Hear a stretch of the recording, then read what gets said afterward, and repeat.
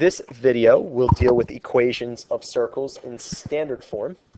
It assumes that you have some understanding of that equation, which is the quantity x minus h squared plus the quantity y minus k squared equals r squared. You should be able to take an equation in that form and make its graph, as well as take the graph of a circle and write its equation in this form. Okay? So it assumes that you're able to do that. If you're not, you need some review because you'll be a little lost in this video. It also assumes that you can factor a perfect square trinomial. Okay? If you're not able to factor a perfect square trinomial, you need some review in that. So you need to realize that this video, at some point, you're going to be asked to factor a perfect square trinomial. It doesn't explain how, it just does it. So that's something you'll need to be able to do. Okay? So one more thing that this video assumes, and that's you understand what a linear term is versus a quadratic term. Linear terms, like in this expression here, are 6x and 8y. They are linear because the exponent for linear terms for the variable is 1. In the same vein, but just a little different, the x squared and the y squared are considered quadratic terms because their exponents are 2. So when I say linear terms, I'm referring to terms that have an exponent of 1 for their variable. Okay, so where does that leave us? That leaves us with the question at hand, which says to write the following equation in standard form and identify the center and radius of the circle. Well, from this standard form equation, you see that the center is h, comma, k. And that is going to be the center. Okay? And the radius is just given by r. Okay? So I guess our goal is to put this equation here into this form, so we could just read those pieces of information and answer the question. Okay. The problem is this equation is not remotely in this form, and what we need to do to convert it to that form is something called complete the square. And I've written the steps out here. This is going to feel a little magical. Once you get it, you really get it. So I'll just go through these steps and do this example. Now, this example is going to require you to complete the square twice. Once for the x terms and once for the y terms. That is not always the case. Okay, in this example, you'll be doing it twice. Now, I'm going to make this point. Maybe it sticks with you and maybe it doesn't. How do you know you have to complete the square? Well, anytime you have the combination of a quadratic term and a linear term, you need to complete the square. If you had just the quadratic term, you would not have to. So here you see I've got a quadratic and a linear term. I'm going to need to complete the square for x. Here I've got a quadratic and a linear term. I'm going to need to complete the square for y. So in this problem, it's going to appear here twice.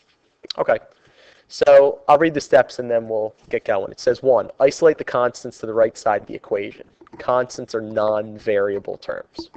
2, determine if you need to complete the square for x and or y. Well, we said in this problem you would need to do that because both x and y have a quadratic and linear term.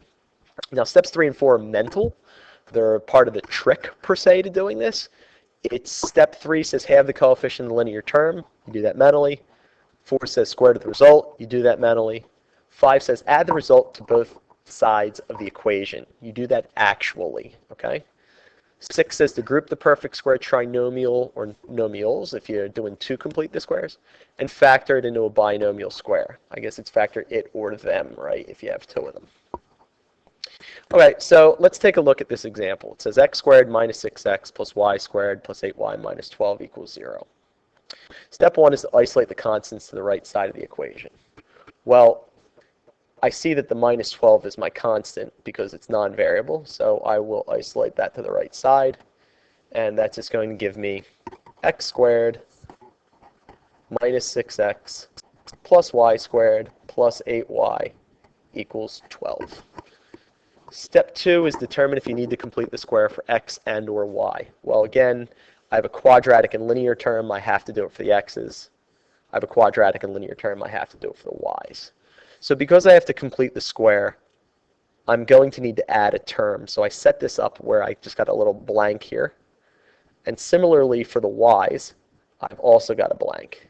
The right side of the equation says 12. Well, if I'm going to add something here on the left side, I have to add it to the right side. And similarly, I'm going to be doing it twice, it looks like. So I'm going to set up 2 blanks on the right side of the equation.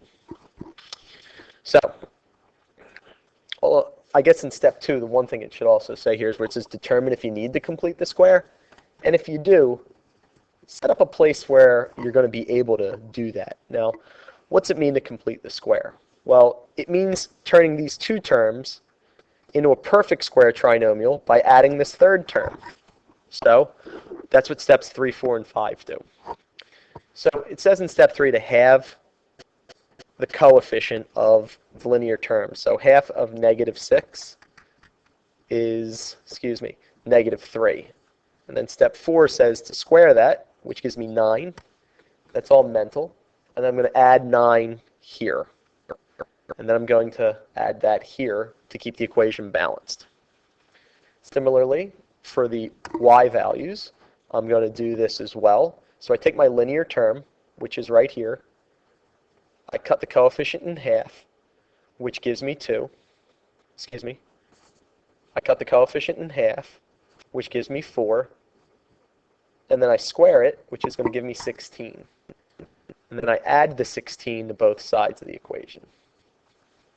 Okay? This may seem like a process you've never seen before, and maybe it is. But I hope the one thing that you see next is decently poetic. And that's, in step 6, it says, group the perfect square trinomials. Well, it might seem kind of weird that I added 9 and 16, but what I've done is I've created 2 perfect square trinomials in doing this.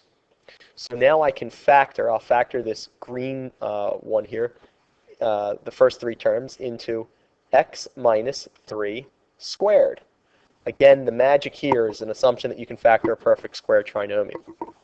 And the second one, I'll do in blue, where that becomes y plus 4 squared. And again, we're assuming that you could take this expression and turn it into a perfect square trinomial by factoring. Go back and look at the perfect square trinomial factoring video if you're uncertain.